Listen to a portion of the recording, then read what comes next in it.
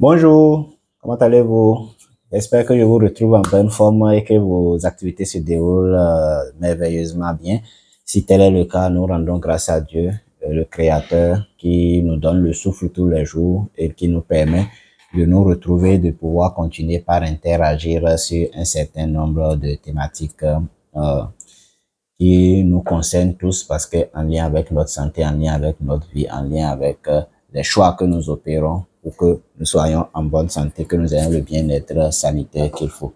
Aujourd'hui, je reviens à vous encore pour échanger sur cette loi 2020-37 portant protection de la santé des personnes en République du Bénin, notamment en ces derniers articles en lien avec les droits des patients et des usagers, notamment les articles 13, 14, 15 et 16 qui vont boucler cette partie de notre étape avant que nous ne passions au prochain chapitre qui constitue un élément important sur lequel nous allons vraiment échanger, également interagir pour que nous ayons une meilleure compréhension de la loi et que nous prenions les dispositions qu'il faut pour pouvoir la mettre en application.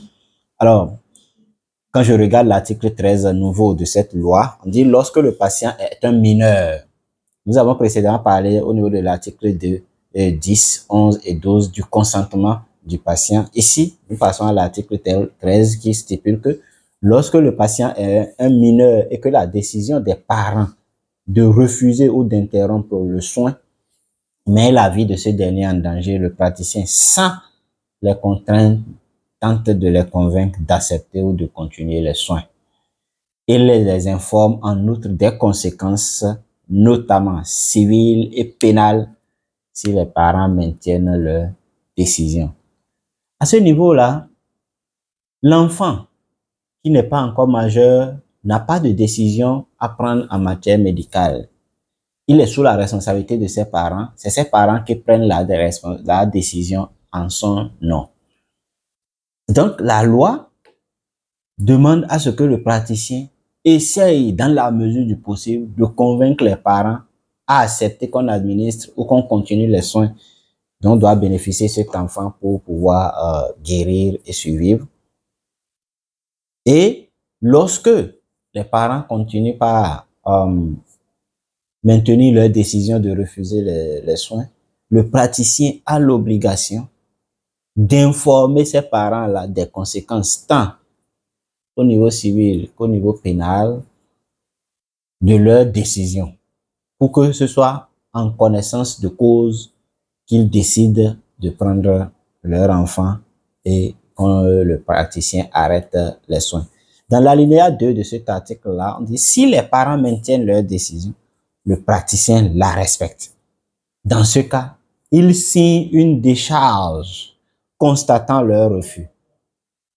La décision des parents est inscrite au dossier médical du patient.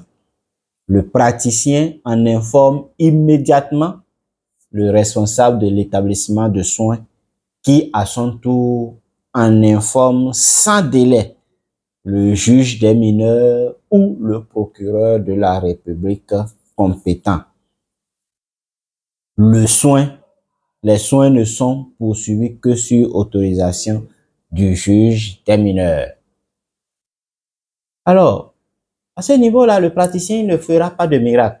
Il donne les informations, les orientations, les parents décident de ne pas continuer les soins.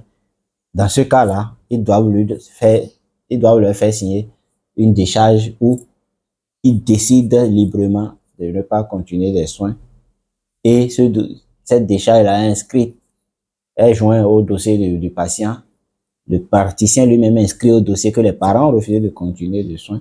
Et lorsqu'on a cet ensemble de package-là, on en informe le juge des mineurs ou alors le procureur de la République compétent sur le territoire où la décision a été prise. Et à partir de ce moment-là, une procédure judiciaire va s'engager pour que le juge des mineurs décide de la poursuite ou non des soins. L'article 14 nouveau stipule que la violation des articles 6, 9, 10, 11, 12 et 13 que nous venons de voir ci-dessus est passible de sanctions pénales et disciplinaires lorsque ces dernières sont applicables. Donc, les praticiens doivent faire beaucoup attention dans la matière. Sinon, ils vont se retrouver dans les mailles.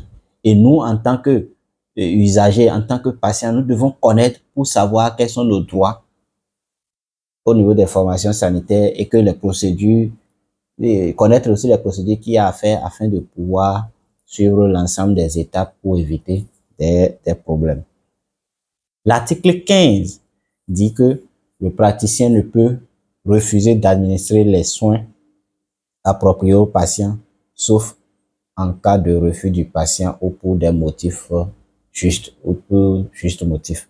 Et enfin, l'article 16 dit que le praticien qui refuse d'administrer des soins à un patient en situation d'urgence est passible de sanctions pénales et disciplinaires lorsque ces dernières sont applicables. Voilà un peu le contenu des droits des usagers et des patients des formations sanitaires en République du Bénin que nous venons de boucler.